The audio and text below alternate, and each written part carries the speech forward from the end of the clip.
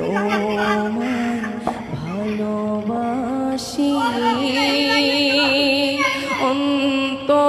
অন্তরে শুধুই মুখে না জান্নাতের আশায় নয় হে রাসূল জাহান্নাম কেউ ডরি না যেদিন দিদার হবে আপনা